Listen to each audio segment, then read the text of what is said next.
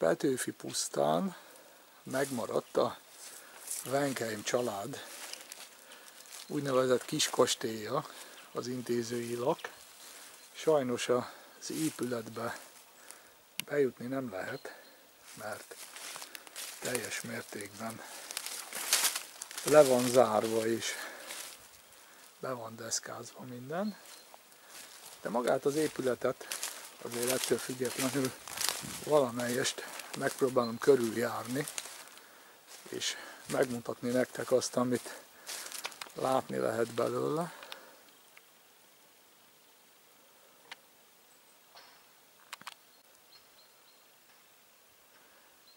Wenkheimekről esett szó egyébként, ha kicsit visszaemlékeztek a pósteleki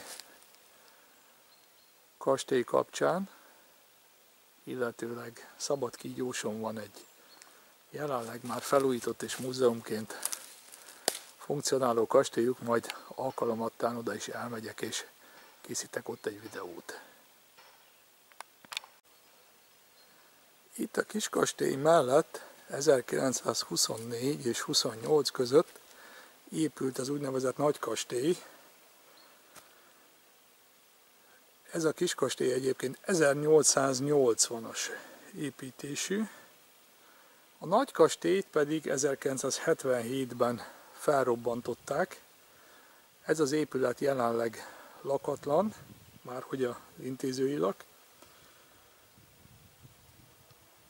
Utolsó tulajdonosa Wenkheim Henrik volt. Hogy most mi a helyzet ezzel, hogy TS tulajdonban van, vagy megmaradt magántulajdonban, és csak így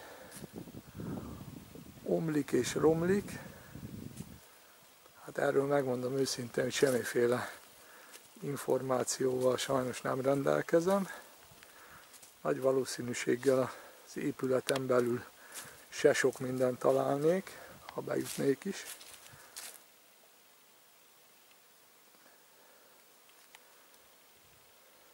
De nem is tudok bejutni, mert precízen ajtók, ablakok le vannak deszkázva.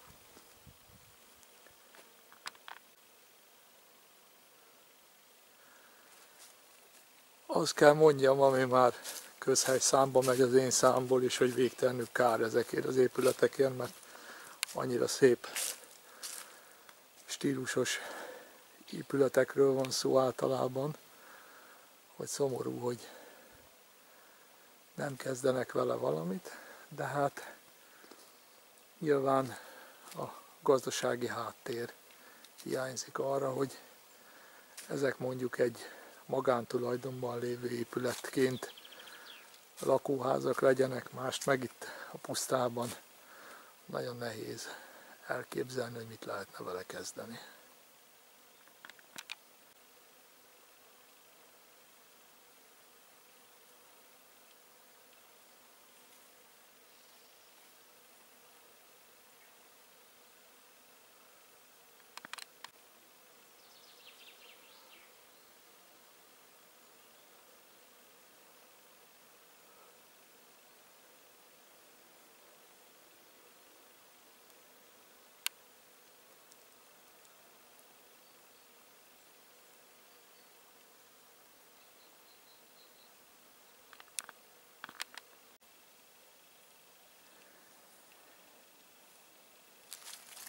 Találtam egy magára hagyott kutat is, amennyire lehet levilágítok, és megnézzük, hát így néz ki belül.